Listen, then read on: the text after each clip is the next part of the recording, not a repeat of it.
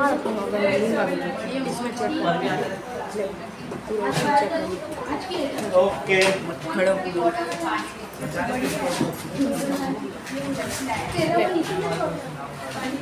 मत करो 200 से महंगे का पहले कोई मत कर नहीं लिया सही में प्लीज मत कर कौन सा चल रहा है? मत कर दिव्यांश प्लीज पूरे बॉक्स में मेरे खाने में से लेने के लिए नहीं और मेरे पास था इसमें था और तेरे को लाके देना पड़ेगा। अच्छा ठीक है चल मैं तेरे को नया अंडरस्टैंडिंग सेक्युलरिज्म जाके देख लेना अगर वो अगर नहीं हुआ चलो प्लीज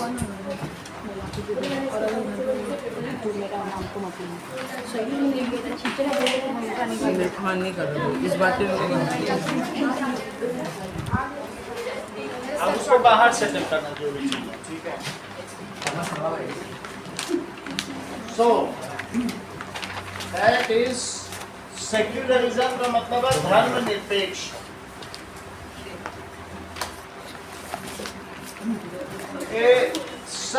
सच स्टेट, ऐसा स्टेट और country which does not discriminate among its citizen on basis of religion, caste, creed, उसको कहते हैं धर्मनिरपेक्ष। जिस देश में धर्म के आधार पर न्याय न दिया जाता हो, किसी के बीच में चाहे धर्म हो या फिर न्याय हो या फिर नौकरी हो, सर्विसेज हो, गवर्नमेंट जॉब्स हो, एजुकेशन हो, उसमें ये देख के एजुकेशन में आपको एडमिशन न दिया जाए कि आप किस रिलीजन के हो, बल्कि आपकी योग्यता के आधार पर दिया जाए, तो उस चीज़ को कहेंगे secularism. India is a secular country. It does not, ये क्या करता है, differentiate among it's citizen on basis of religion. तो इंडिया कैसा है बताइए? It is secular. यहाँ तक कि यहाँ पर अभी अरविंद नगर की बात है, किसी ने बोल दिया था कि भाई हम आपको घर नहीं दे सकते क्योंकि आप मुसलमान हो, तो उसमें उसकी वो ले ली रिकॉर्डिंग, और रिकॉर्डिंग दिखा दिया वहाँ जाके उसमें कोर्ट में कि मुझे ये इसलिए नहीं घर दे रहा है क्योंकि हम मुस्लिम हैं। ये कह देता कि तुम मीट खाते हो तो चल भी जाता, लेकिन उसने रिलीजन कह दिया, उसको 1 हफ्ते के अंदर 2 लाख रुपए देने पड़े। 2 लाख। अगर वो 5 घरों में चला जाए, ऐसे ही कमाई कर ले 10 लाख, तो बोले क्यों नहीं दोगे, क्यों नहीं दोगे? बोले तो मुस्लिम। अच्छा कुछ भी बोल दे, ऐसा नहीं। अगर इतना भी कह दे, इवन ये बोल दे कि तुम नीचे जात के हो, तो भी पैसे देना पड़ता था। हम जिस जगह रहते थे, कानपुर की बात कर रहा हूँ, वहाँ चमनगंज था, तो वहाँ पर मेरे अंडर में 10 किराएदार थे, और 10 किराएदार में वो लोग अब अक्सर जाके कंप्लेन करते थे कि हमको हरिजन बोल दिया, हमको दलित बोला है हमारे मालिक ने, और जबकि बोला कुछ नहीं। लेकिन फिर भी पुलिस आती थी, कहते अब तो इसमें आपको 5 दिन कम से कम जेल में रहना पड़ेगा। उस पुलिस को खिलाना पिलाना पड़ता था और हिस्ट्री भी पिलानी पड़ती थी, तब जाके छूट पाते थे, नहीं तो वो हमें जेल में डाल दे। मतलब इसका लोग लाभ भी उठाते हैं, लेकिन फिर भी हम ये कह सकते हैं कि देश अच्छा है, क्योंकि धर्म के आधार पर हम लोगों में भेदभाव नहीं करता। और इसीलिए सबका किस पर विश्वास है? कॉन्स्टिट्यूशन। सब क्यों भरोसा करते हैं?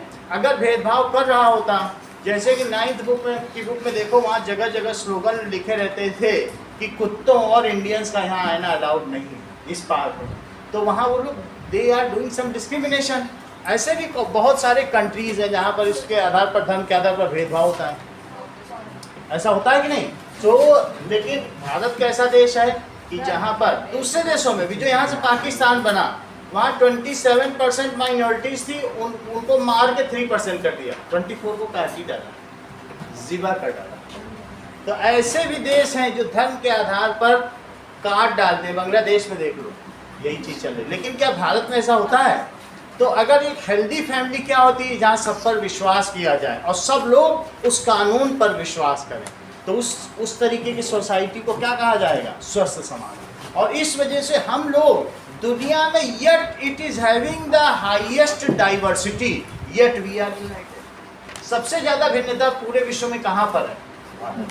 फिर भी सबसे ज़्यादा संगठन कहाँ पर है? यही एक ऐसा देश है जहाँ पर किसी ने अभी तक के 70 सालों 75 सालों की इतनी बड़ी आज़ादी में संविधान पर किसी ने सवाल नहीं किया। क्या किसी ने उठाया सवाल? तो इस तरीके से we are having one of the finest best and the largest written constitution, सबसे बड़ा कॉन्स्टिट्यूशन है। It is taken, some points of it are taken from Australia, some from US, some from Britain. तो इस तरीके से अलग अलग देशों से हमने इसके कुछ पास किए, ठीक है कि नहीं। और ये 2 साल 11 महीने 19 दिन में बनकर तैयार हुआ है। तो हमारा भारत एक कैसा देश है बताओ? धर्मनिरपेक्ष। धर्म के आधार पर यहाँ पर कोई न्याय नहीं किया जाता, जो भी किया जाता है मनुष्यता के आधार पर किया जाता है। If you are worthy now, पहली लाइन ही लिखी है, imagine you are Hindu or Muslim living in a United States of America when Christian fundamentalist is very powerful। वहाँ पर तुमको मालूम है कि रेसिज्म बहुत ज़्यादा है। ऑस्ट्रेलिया ले लो, यूएस में, वहाँ काले बच्चों को चिढ़ाया जाता है, उनको टॉर्चर किया जाता है, बहुत कुछ किया जाता है। लेकिन भारत में रेसिज्म भी नहीं, काले गोरों का भेद है क्या? तो इस तरीके से 2 तरीके के लोग होते हैं, एक होते हैं वाइट जो कि यूरोपियन से, एक होते हैं ब्लैक जो अफ्रीकन हैं, and we are coloured. Shreyas हम लोग किस कलर के हैं? ब्लैक इंडियंस बोलते हैं। ठीक है, वी आर कलर्ड। तो ध्यान से सुनो ना, अपने मन से बोल रहे हो, ऐसे में जब ना पता हो तो चुप रह जाना ही बुद्धिमानी है। तुम गुंजन के पास देख रहे हो, क्या क्या है बताओ, रास्ता देख, टोटल 40 मिनट की रह गई है। अब तुम पेंट चाहते हो, कौन सा कलर का पेंट चाहिए ना? तो what if you decide to complaint against the discrimination? तो अगर तुम यूएस में जाओ और वहाँ पर बोलो कलेक्ट्रेट में, डिस्ट्रिक्ट मजिस्ट्रेट में कि हमको वो ब्लैक करके वो कर रहा है डिस्क्रिमिनेट, तो 5वीं लाइन लिखी है, then they will simply say go back to India. 5वीं लाइन लिखा है, ऐसा वहाँ डिस्क्रिमिनेट। यहाँ पर किसी के साथ कुछ हो तो न्याय किया जाता है, और वहाँ सिंपली क्या बोल दिया जाता है, इंडिया चले जाओ। तो ये now first you might react by saying Christians should get the same treatment in place where Hindus and Muslims। कुछ लोग कहेंगे अच्छा क्रिश्चियंस हमारे साथ ऐसा करते हैं तो हमको भी क्या करना चाहिए, बोलो क्रिश्चियंस के साथ सेम ट्रीटमेंट। यहाँ जितने क्रिश्चियंस हैं उनको भी टॉर्चर करना चाहिए। लेकिन क्या तुमको ये सब जानने से पहले 1994 में जो साउथ अफ्रीका अभी आज़ाद हुआ, साउथ अफ्रीका को आज़ादी मिली अफ्रीकन नेशनल कांग्रेस की, और वहाँ पर जो गोरे लोग थे, यूरोपियन कंट्री, सब अंग्रेज लोग थे, उन्होंने इतना सप्रेस कर डाला था। और वहाँ के नेल्सन मंडेला जो साउथ अफ्रीका के गांधी जी कहे जाते हैं, वहाँ के फर्स्ट ब्लैक प्राइम मिनिस्टर, सही है। तो वहाँ उन्होंने बोला now we have got independence, let we should not take, हमें इनसे जो है सम मतलब उसका रिवेंज नहीं लेना है। तो उन्होंने कहा we should now live together. जो गोरे थे और जो काले थे, फिर 94 के बाद उन्होंने एक ऐसा संविधान बनाया कि हम सब मिल के रहें। और आज जो साउथ अफ्रीका का कॉन्स्टिट्यूशन है विश्व का सबसे बेस्ट कॉन्स्टिट्यूशन। उन्होंने कहा कि हम महात्मा गांधी जी की भावना से प्रेरित हैं, अहिंसा से।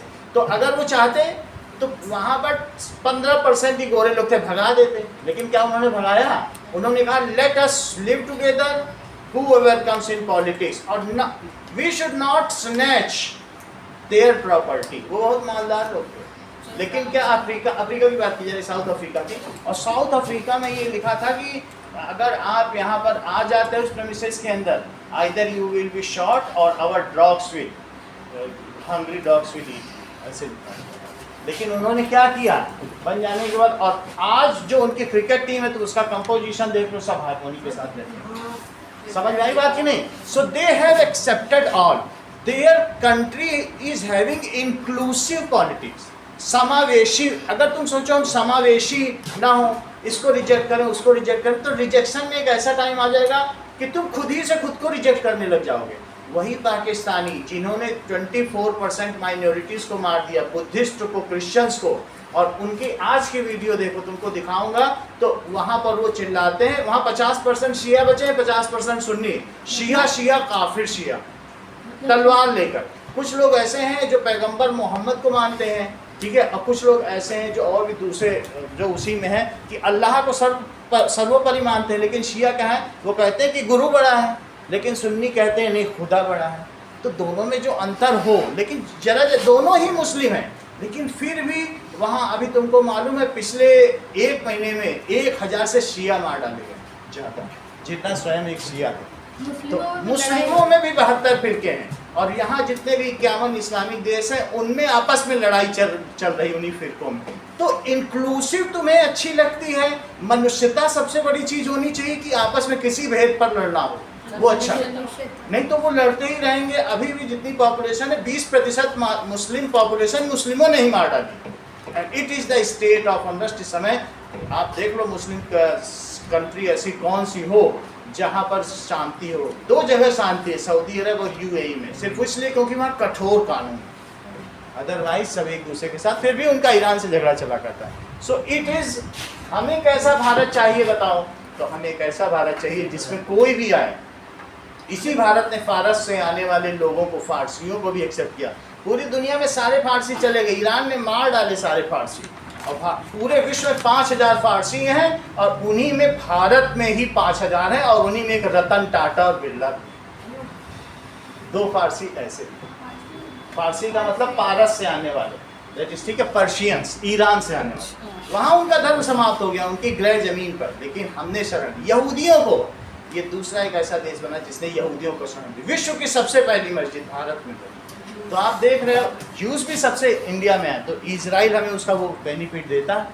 तो इसलिए इंडिया कैसा कंट्री बताइए? सेक्युलर। क्या ये धर्म के आधार पर किसी के साथ भेदभाव करता है?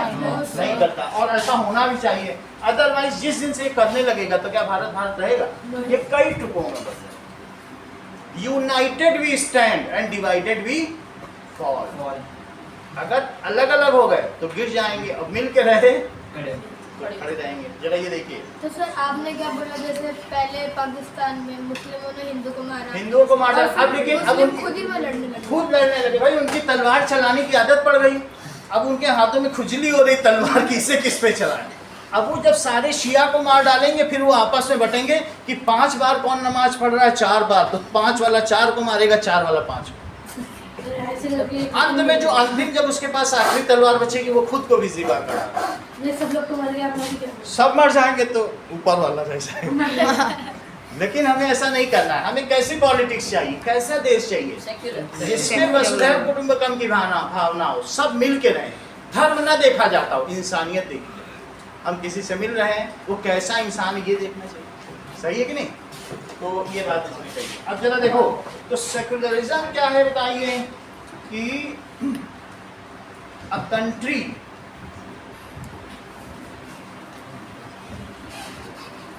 ठीक है, whose law, जिसका कि लॉ कैसा हो, does not discriminate, जो भेदभाव ना करे among its citizen on basis of, किसके बेसिस पर? देखो बेसिस ऑफ रिलीजन कहा गया है, लेकिन सेक्युलरिज्म यहाँ धर्म से ही है। फिर भी हमारे सब प्रीएम्बल में, कॉन्स्टिट्यूशन में लिखा गया है कि किसी बेसिस पे भी वो नहीं करता। Even neither on basis of caste, जाति के आधार पर, धर्म के आधार पर, संप्रदाय के आधार पर, लिंग के आधार पर, स्त्री पुरुष में भी भेद नहीं करता। ऐसा कभी नहीं करेगा कि इनके भाई को 3 रोटी दे दे और फरिया को 2 रोटी। अगर ऐसा करे तो ये कानून के पास जा सकती, जज साहब मेरी माँ ने मुझे 2 रोटी दी और भाई को 3 रोटी। बुलाओ अपनी माँ को। Basis of on basis of religion, बात समझ में आ गई? उस चीज को क्या कहते हैं? इस कॉल्ड सेक्युलर कंट्री। बस कोई पेन नहीं है और उसके अलावा सेक्युलर लिखने के लिए।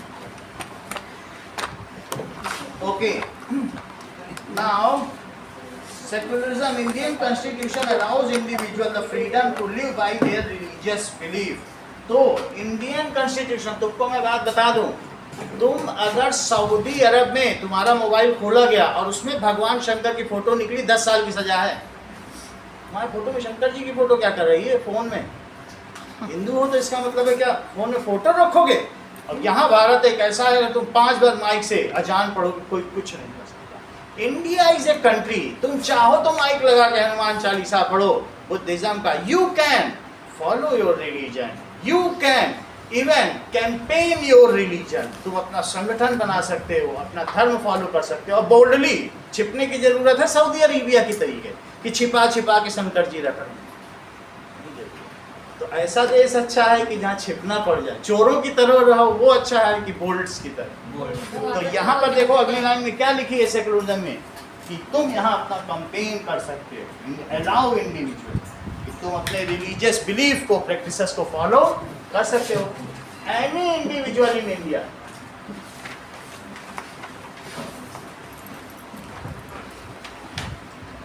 जब वहां पूछा जाता है पाकिस्तान में, भाई आप कौन से फिरके के हो, तो शिया सोचता है कहीं सामने वाला सुन्नी ना हो, और सुन्नी सोचता है सामने वाला शिया ना हो, वो डर डर के बता रहा, क्योंकि पूछने वाला कौन है तुमको क्या पता। तो इस तरीके से एनी इंडिविजुअल इन इंडिया वो क्या करता है बताइए, कैन प्रैक्टिस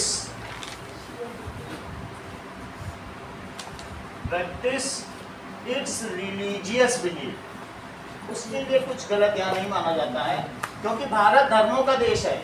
यही एक ऐसा देश है जहाँ पर पंजाबी सिख धर्म का उदय हुआ, बौद्ध धर्म का उदय हुआ, जैन धर्म का उदय हुआ, हिंदू धर्म का, इतने धर्म कहीं उदित हुए हैं। That is religious belief. तो यहाँ पर धर्म का पालन नहीं होगा तो कहाँ होगा। And in keeping with the idea of religious freedom, so anybody can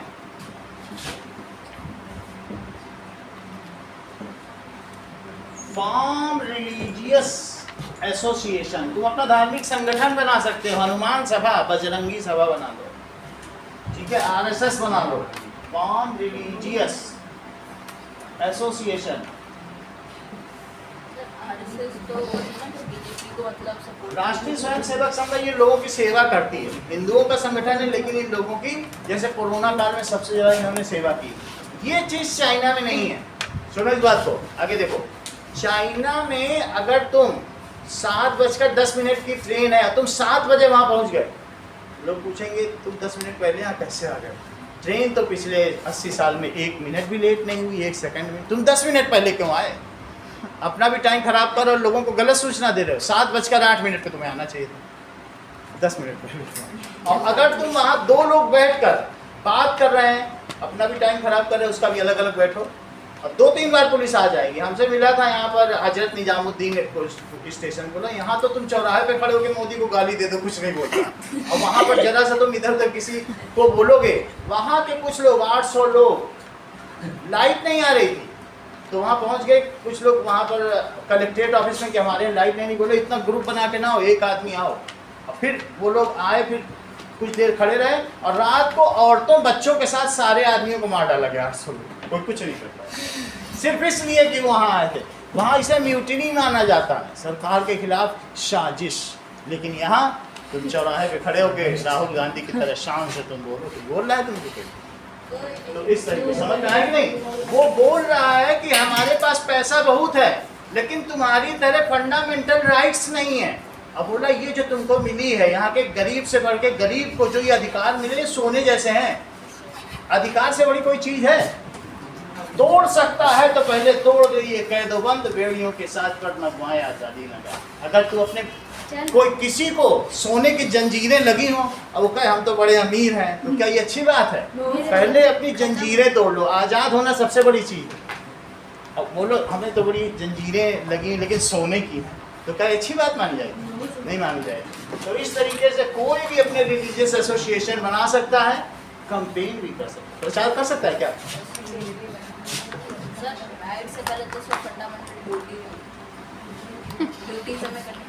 campaign, ठीक है, फंडामेंटल ड्यूटीज। सेकुलरिज्म क्या करता है बताइए? India also adopted strategy of separating the power of religion and power of, ये भी बहुत बड़ी बात है। तुमको ये बात मालूम है कि जो मुस्लिम देशों का खलीफा है वही उनका राजनीतिक गुरु भी है।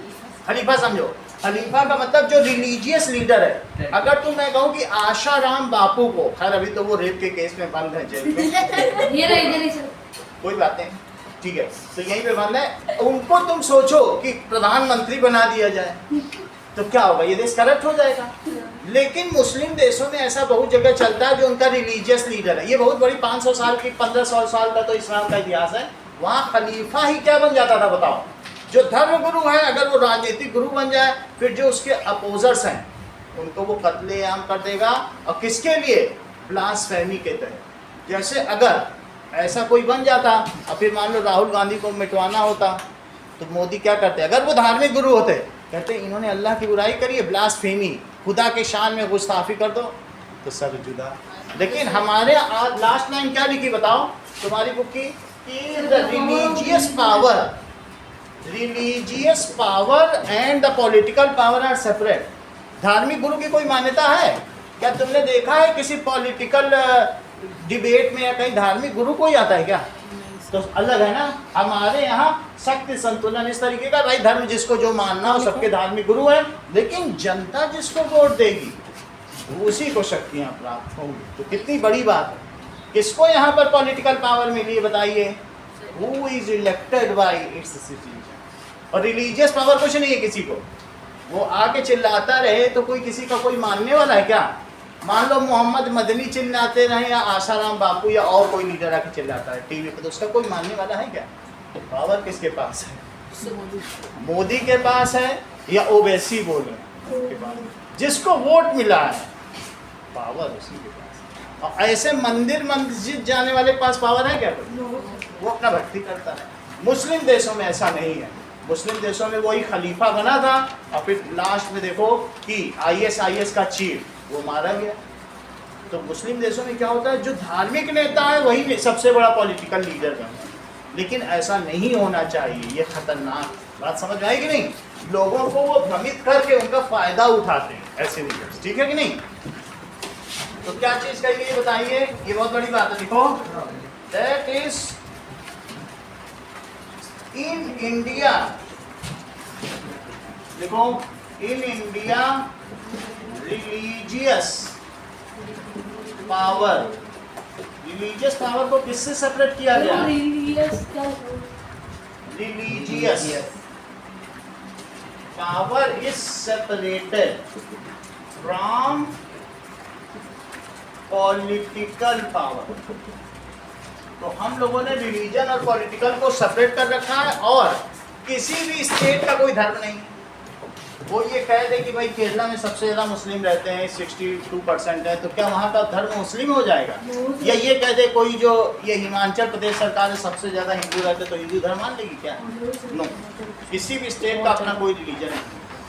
हर एक स्टेट को सेक्युलर पॉलिसी से चलना होगा। ओके, बात समझ में आ गई कि नहीं? चलो,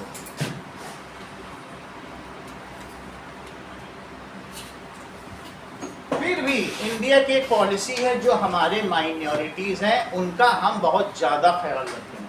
जैसे इंडियन पॉलिटिक्स में दूसरी जगह ऐसा नहीं है, लेकिन इंडिया में चाहे हज करने वाले जाते हों या और कोई भी इस तरीके से जाते हैं तो उनको बहुत सारा फंड देती है गवर्नमेंट। तो ये माइनॉरिटी का ख्याल रखने वाला हो। लेकिन अगर कोई हरिद्वार या कहीं और जा रहा है तो या कैलाश पर्वत या मानसरोवर क्या था, उसको कोई फंड मिलता है? नहीं। तो इस तरीके से हमने अपने अंदर में जो माइनॉरिटीज़ है उनमें ये बिलीव कर रखा है कि ये देश तुम्हारे साथ है। ये बात सही कि नहीं? तो लास्ट में क्या कहा गया है? In India there is no religion, separate religion for state. क्या अलग अलग स्टेट का अलग अलग रिलीजन है? ठीक है। इन इंडिया, इससे क्या पता चल रहा है कि भारत एक सेकुलर कंट्री है।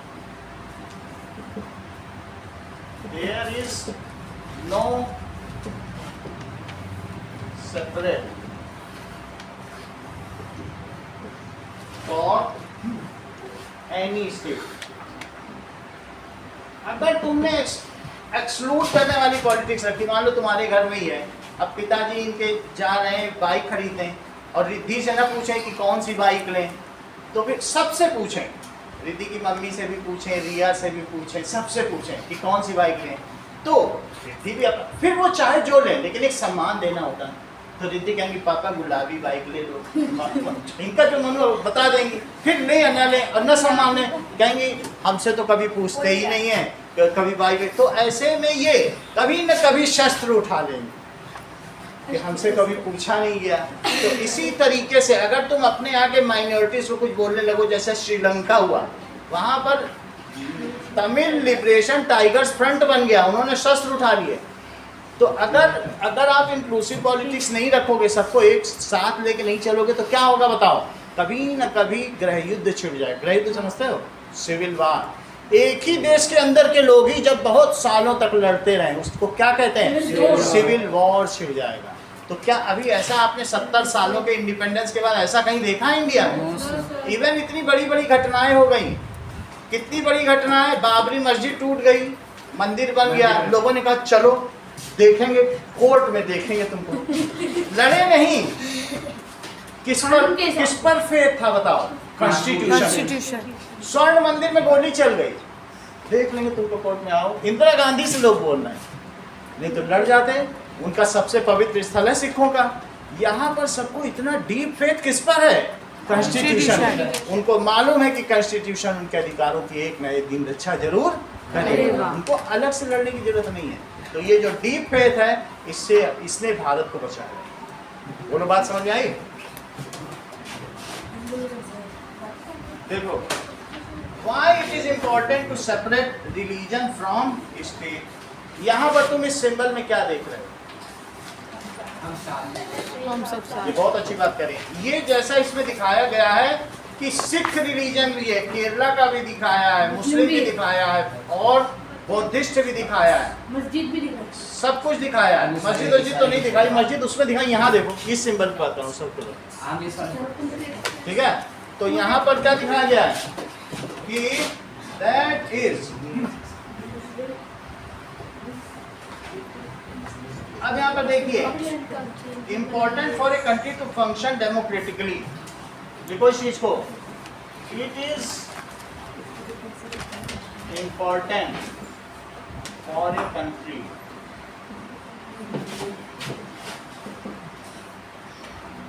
To function democratically. Government should project the voice of या care the voice of people who have selected it। तो गवर्नमेंट को किसकी आवाज बननी चाहिए? should work for the people who have elected it, जिन्होंने इनको ये बात कही गई है। अब जरा देखिए, इफ दिस, तुमको मालूम है कि पिछले नवरात्रे में क्या हुआ? योगी जी ने 1 लाख रुपए हर डीएम को दे दिया, बोला जाओ नवरात्रे में माँ, जो दुर्गा माँ को चुनरी चढ़ाओ, फूल माला चढ़ाओ। 1 लाख रुपए दे दिया। सुप्रीम कोर्ट ने बुला लिया, किसी ने बोला इन्होंने 60 लाख रुपए बांटे हैं।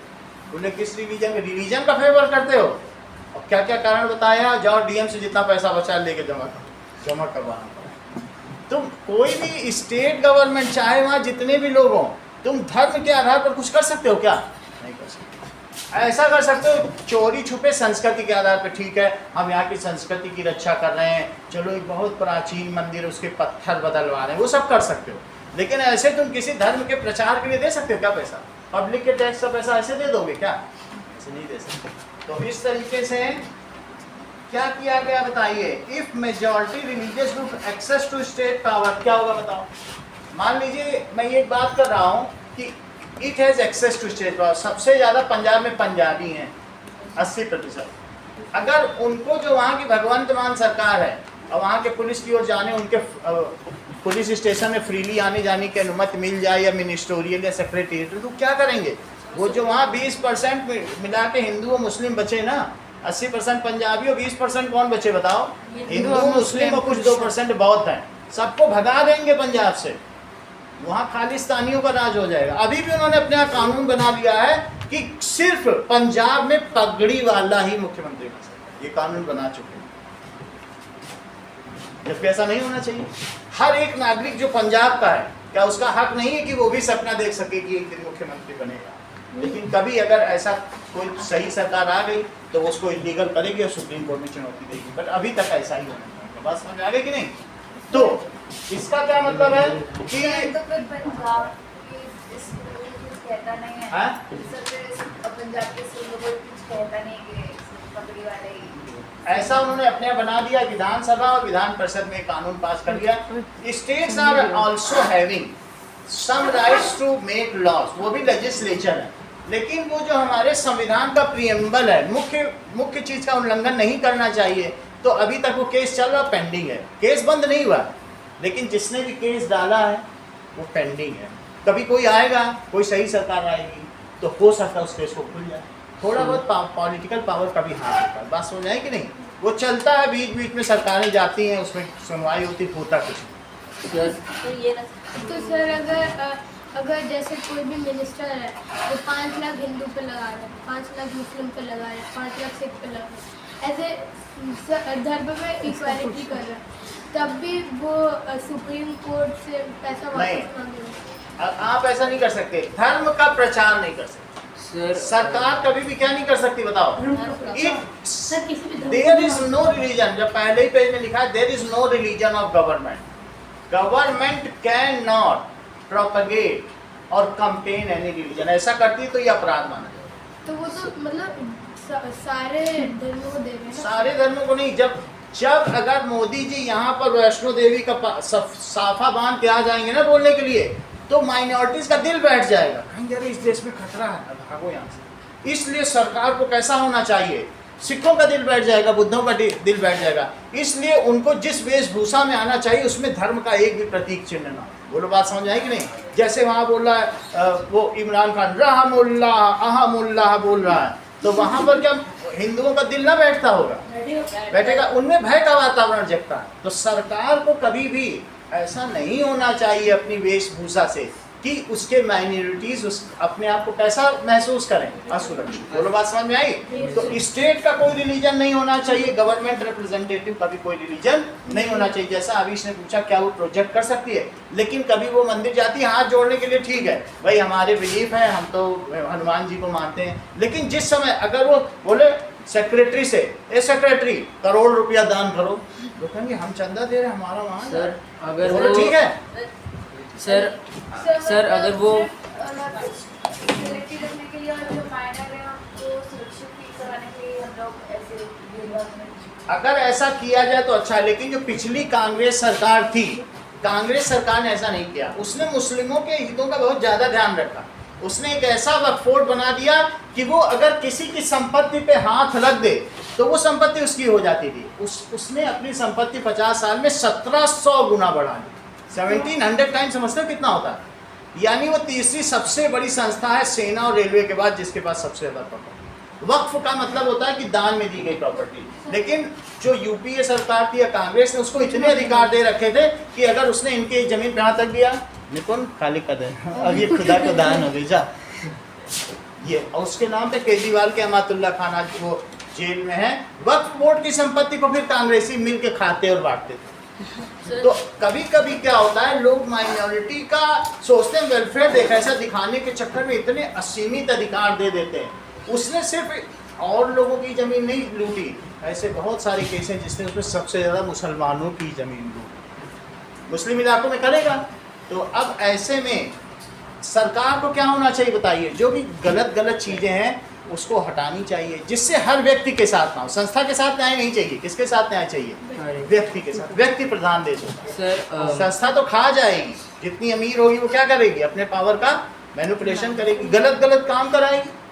व्यक्ति नहीं कराता, एक परिवार नहीं कराता। लेकिन जिस संस्था के पास 100 अरब है, वो उल्टे पुल्टे काम करवाएगी, यहाँ बम रखवाएगी, वहाँ बम रखवाएगी, कुछ ना कुछ कराएगी कि नहीं? तो इस, हाँ बोलो सर, गवर्नमेंट किसी मतलब सर रिलीजन को सपोर्ट नहीं करेगा, आइडियल स्टेट यही है, पॉलिटिकली ये ट्रू नहीं है। सर अपने आप को तो कर सकती है गवर्नमेंट। गवर्नमेंट का कोई रिलीजन नहीं है, लेकिन गवर्नमेंट कभी कभी ऐसा करती, कुछ ऐसे हार्ड स्टेप्स भी ले लेती कि कुछ, तुम ये बात समझो कि मान लीजिए 80% हमारे देश में कौन है, हिंदू, और 20% कौन है? मान लीजिए अभी 2 ही रिलीजन है, मुस्लिम, और 80% में 4 डिवीजन कर रखे हैं। Scheduled caste, scheduled tribe, OBC और ब्राह्मण सवर्ण। तो अब अगर मान लो ये 20% जिसको एक साथ वोट दे देंगे, उसी की सरकार बनती है। ये इन लोगों को, इनका आपस में कंसेंसस होता है कि किसको वोट देना। ये 5 साल बाद ये डिसाइड करता है, वोट वहीं जाता है। तो लोग इनकी खुशामद करने के चक्कर में तुम्हें क्या चाहिए, क्या ये चाहिए, वो चाहिए, कि उनका वोट किसको मिल जाए। अगर ये पूरा स्लैब किसी के हाथ में आ गया तो चूंकि यहाँ बंटवारा हो चुका है, एससी कैंडिडेट किसको देंगे वो लोग? मायावती को। और ये भीम वो ये देखिए अखिलेश यादव, वो सबकी अपनी अपनी पार्टी है, Bahujan Samaj party, Samajwadi party, OBC की अलग पार्टी। ऐसे हमारे यहाँ 94 दल हैं, पार्टियाँ, सबके वोट रिजर्व हैं, सबके खजाने, ये बदलते रहते हैं। तो ऐसे में जो बदलेगा या जो अपने वोट एक साथ देगा, क्या उसको फ़ायदा नहीं होगा? तो हमारे यहाँ माइनॉरिटी को भी फायदा होता है, सिर्फ इसी को नहीं, एससी को भी फायदा होगा, शेड्यूल्ड कास्ट को, और किसको होगा? ओबीसी, और दैट इज जो जनरल है। तो आप समझ गए कि नहीं? दिखने में ऐसा लग रहा है कि इंडिया मेजॉरिटी वर्सेस माइनॉरिटी, लेकिन मेजॉरिटी में भी कई अलग अलग स्लैब्स हैं, उनके बीच में वोटों का आदान प्रदान चलता है। बोलो, बात समझ आ गई कि नहीं? चलो सर पूछो। सर अगर कोई पॉलिटिशियन अगर जैसे कोई दान करना है सर, अगर वो अपने पर्सनल फंड से कर सकता है? पर्सनल फंड कुछ नहीं होता है, मतलब सर जो उसके अकाउंट में उसके अकाउंट होना चाहिए। अकाउंट में तो गवर्नमेंट का ही पैसा होगा। नहीं, उसके प्राइवेट अकाउंट में होता है। वो दे सकते हैं, टैक्स से अपने फंड भरना। से दे सकते हैं, अपना पैसा दे सकते हैं। बस टैक्स से नहीं जैसे देते। आप ये समझो कि राम मंदिर का जब शिलान्यास करने गए थे, मोदी 21 रुपए दिए, है सर। ठीक है भाई, 21 रुपए जितना दिया इतना ही दिया, अपने पर्सनल फंड से कर सकते हैं। सर ये 80% में तो ऐसे कर रहे हैं सर। क्या? SC, ST, OBC के अंदर। ये किसने बांट दिया?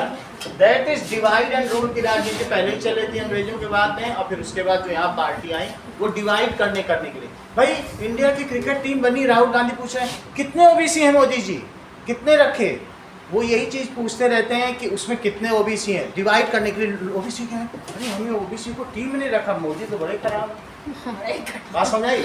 वहाँ नहीं पूछने जाएंगे कि भेड़िया ने 10 को मारा, उसमें कितने ओबीसी मारे, क्या आधार कार्ड देख के मारा था भेड़िया ने, तुम क्या कर रहे थे? वहाँ नहीं पूछने जा रहा है कि भेड़िया ने कितने जनरल मार दिए, कितने मुस्लिम मारे, मोदी जी मुस्लिम क्यों नहीं मारे गए? ये भेदभाव की नीति है हर एक में। वहाँ पर जो रैंप वॉक कर रही ब्यूटी क्वीन जाएगी वॉक करने की, ओबीसी को क्यों नहीं भेजा रैंप वॉक? वहाँ पर वर्ल्ड विश्व सुंदरी बना के भेज रहे हो कि वहाँ ओबीसी जनरल। अभी इसी वाले सदन में मुद्दा हुआ। तो ये क्यों किया जाता है बताओ? ये क्यों कार्ड खेला जाता है? ऐसे कार्ड इसलिए खेले जाते हैं कि वोटों का फायदा हो, देश कहीं भी चला जाए लेकिन क्या मिलने चाहिए? अभी वो अमेरिका गए हैं, वहाँ पर भी बुराई कर रहे हैं इंडिया। वो टेम्पो वाला भी होता था ना, पानी वाला। अगले चित्र को देखो, यहाँ क्या दिखाया जा रहा है? चलो इस चित्र को देखिए आप लोग, इस चित्र में क्या दिखाया गया? सर एक बाइक राइडर है जो पंजाबी को बोल रहा है कि आपने हेलमेट नहीं पहना। चलिए, अच्छा इस चित्र में ये जो सुदेश ये मतलब श्रेयस ने बताया था कि हम साथ साथ हैं, बताया था कि नहीं? तो यहाँ पर अलग अलग रिलीजन को दिखाया गया है। दिस इज आइडियल कंडीशन, मानता कोई नहीं है, बहुत कम लोग मानते होंगे, लेकिन फिर भी आइडियल कंडीशन क्या कि जो ये एक देश के लोग हैं उनका फेट उस देश के साथ ही तो जुड़ा है।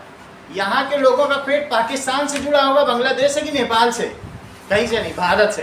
अंत में उन्हें खानी कहाँ की रोटी है? तो भारत में अगर एक साथ रहेंगे तो ही शक्तिशाली, और अगर बट जाएंगे तो शक्तिशाली नहीं है। अगले चित्र में देखो क्या कहा गया है। गवर्नमेंट हाई स्कूल में क्या दिखाया गया है? Big religious festival we have never celebrated. ये बोलते हैं कि गवर्नमेंट स्कूल है तो रिलीजियस नहीं सेलिब्रेट नहीं करेंगे। आप ये देखिए, छुट्टी दे दें। मैं आपको बता दूं ऐसा भी होता, लेकिन कई स्कूल है। मैं यहाँ पर जब मैं बीएड कर रहा था तो जहांगीर स्कूल में गया था, ये कन्या विद्यालय में मैं पढ़ाने गया था, 10th 11th को पढ़ाता था। तो मतलब वहाँ पर पहले एक को बुलाया जाता था, वो हिंदुओं की प्रेयर गाता था, फिर बुद्ध की प्रेयर, फिर मुस्लिम की प्रेयर, फिर ईसाई की। वहाँ आधे घंटे प्रेयर चलती थी, आधे घंटे हर एक धर्म वाले प्रेयर करते थे। ये भी एक बड़ी बात है, या तो छुट्टी कर दे जैसे तुमने कहा, या फिर सारी धर्म की प्रेयर। और वहाँ ये भी होता था जब कृष्ण जन्मोत्सव होता था तो वहाँ मुस्लिम महिलाएं अपने बच्चों को भगवान कृष्ण बना के भेजती थी, और इसी तरीके से ईद उल मिलाद होता था या दूसरा होता था तो वो भी एक फंक्शन मनाया जाता था, तो सारे बच्चे आपस में एक दूसरे के गले मिलते थे। तो बोलो ये भी क्या एक हारमोनी का प्रतीक है बुद्धिस्ट? ऐसा भी किया जा सकता है, वही यहाँ दिखाया गया है। इस चित्र में पढ़ो क्या लिखा है? लिखा गया है कि we are celebrating in school, हमारे यहाँ एक फेस्टिवल है, रिलीजियस फेस्टिवल। तो अब इसमें एक क्या बोल रहा है बताओ, एक पेरेंट्स, वी आर अफ्रेड, ऐसा तुम क्यों कर रहे हो? Don't celebrate any religious festival in school. तो I never thought of this way, I guess we can always celebrate. अगर वो मिलकर एक दूसरे के फेस्टिवल को मनाएंगे तो एक दूसरे के रीति रिवाज को शेयर करेंगे। क्या करेंगे बोलो? शेयर करेंगे। तो ऐसा भी हो सकता है कि नाउ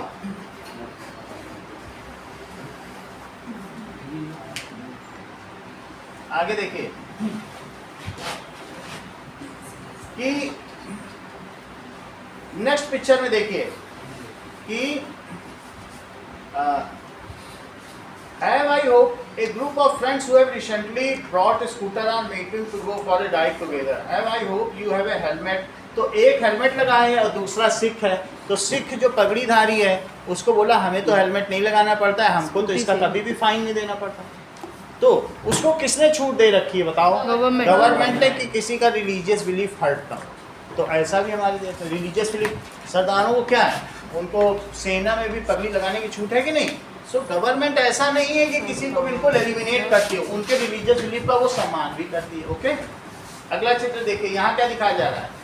ये यूएस का स्कूल है। तो यूएस के स्कूल में क्या दिखाया गया है? In United State most children in government school have to begin their school day pledge of allegiance. These people includes the word under God. That is 60 years ago वहाँ पर जो प्लेज की गई है। तो इनको क्या बोलने की जरूरत है? अंडर गॉड, क्योंकि गॉड जो है वो जीसस और क्रिश्चियंस के गॉड हैं। तो वहाँ पर आप देख रहे हो कि वहाँ के प्रेयर इटसेल्फ में भी रिलीजियस फीलिंग है। तो क्या ये ठीक है या गलत मानते हो? गलत मानते हैं। ठीक नहीं है, क्योंकि वहाँ पर गॉड बोला गया है।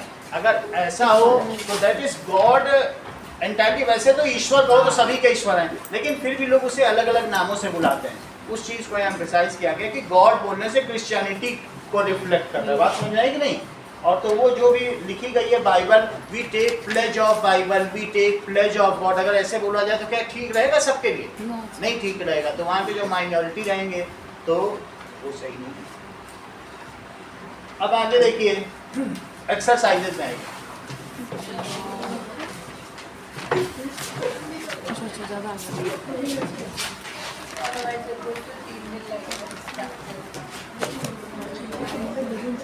कोई बात नहीं, जो क्वेश्चन हम पढ़ाएंगे वो समझाएंगे।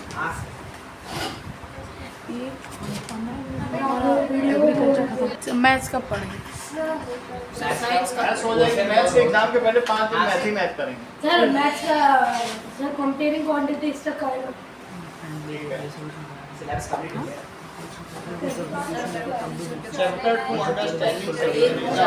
अरे मम्मी को बोल रहा है शायद तेरे बहन होगा कि ओके, या फिर सही में मेरे मुंह में अगर मेरे पास मिल गया तो बोलती है। नाउ पहला क्वेश्चन पढ़ो। That is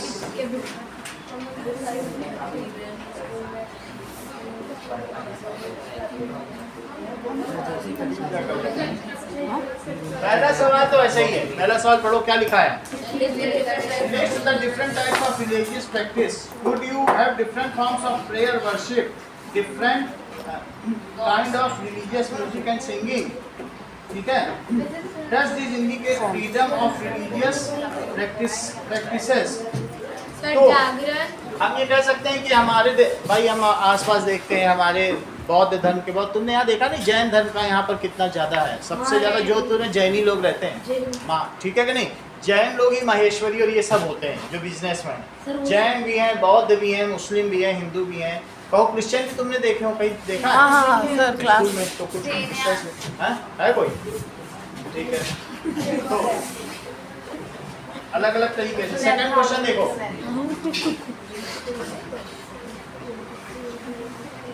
Now, will the government intervene in some religious group?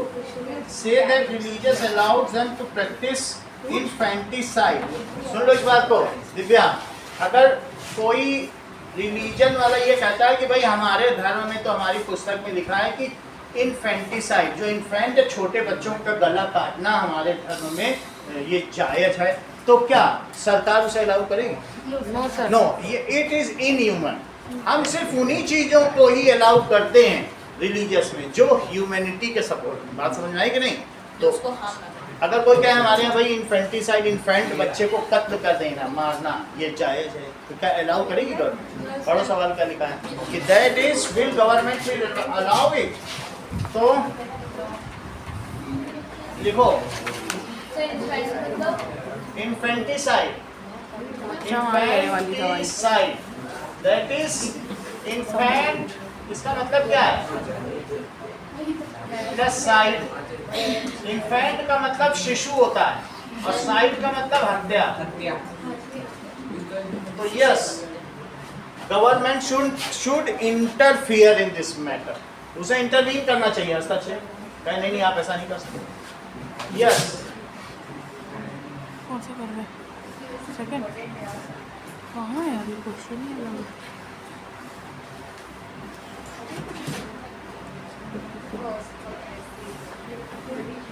तुमको मालूम है जैन में कोई व्यक्ति अगर चाहता है कि संन्यास लेते हुए मृत्यु को प्राप्त करना तो इसे बहुत अच्छा माना जाता है। वो लोग सिर्फ बैठ जाते हैं और खाना छोड़ देते हैं, पहले महीने खाना छोड़ते हैं, दूसरे महीने पानी छोड़ देते हैं, और इस तरीके से धीरे धीरे बैठे बैठे ही जान दे देते हैं। ये जो सेल्फ सुसाइड जहाँ पर है हमारे देश में गैर कानूनी है, जैनों के लिए हम लोगों ने अभी भी कानूनी बना रखा है, लेकिन 6 महीने पहले सरकार ने इसको भी बंद कर दिया है, और इसके लिए जैन समाज बहुत, तुमने कभी ऐसा देखा है कि नहीं देखा? खुद को ही समाप्त कर लेते हैं, तो एक ही जगह बैठे रहते हैं। एक जगह बैठे बैठे खुद को समाप्त कर लेते हैं कि अब हम परलोक गमन करें, लेकिन इसे 6 महीने पहले इलीगल कर दिया। Government should interfere in this matter.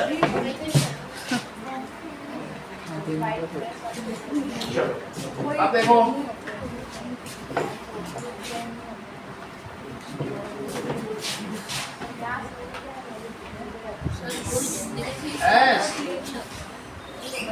This बात नहीं करो, लिखो दिस प्रैक्टिस इज इनह्यूमन। ये प्रैक्टिस कैसी है? Inhuman and takes the right of freedom to live for infant. क्या उस बच्चे को जो पैदा हुआ उसके जीने के अधिकार खत्म नहीं कर रहे? उसका भी तो है ना, क्या उसको मार डालोगे? नहीं ना। सो एंड इट टेक्स, किसका राइट लेती बताओ? The right of infant. वो क्या लिखा हुआ? एज दिस के बाद स्टार्टिंग, इसी लाइन में से स्टार्टिंग हुआ, इसी में as the practice. This practice कैसी है? इज इनह्यूमन, ये अमानवीय है। और ये क्या कर रही बताओ? Takes the freedom, takes the right of freedom to live.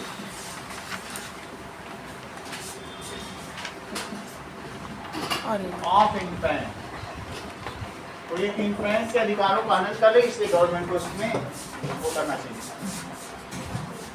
More over, लेकिन साथ ही साथ क्या है? It is crime to kill infant.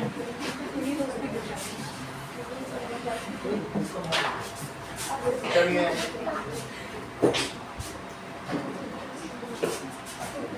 Okay,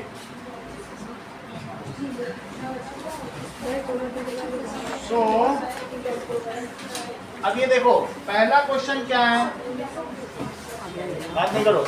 there are some religious practices which are followed in our neighbour. कौन कौन सी बताओ? सर ये Sundarkand, sir Sundarkand, कीर्तन, कीर्तन होता है, जागरण, जागरण कौन सी है? जागरण, सुंदरकांड, आगे जाएंगे। जागरण, कीर्तन, कीर्तन, सर सुंदरकांड, नमाज की तो होती है, ठीक है। और इसके अलावा क्या होगा? दैट इज जो चर्च में गैदरिंग इन चर्च, ऐसी भी तो रिलीजियस प्रैक्टिस गैदरिंग, संसद, अरे सैमसंग गैदरिंग इन चर्च, ये भी हो सकती है। या तुम्हें लंगर लंगर भी एक रिलीजियस प्रैक्टिस है, सेवा खाना पीना। तो ऐसे तो भंडारा भी होगा नमाज। या गुरबानी हो रही है, कई बार चलती रहती है नहीं गुरुद्वारे के पास गुरबानी, उसमें माइक लगा के कुछ ना कुछ वो गाते रहते हैं, 3 लोग बैठ के अकाल तख्त के सामने, इस तरीके से चलती रहती है। हवन भी चलता रहता है, इतना ही रखो। पूरे भाई साहब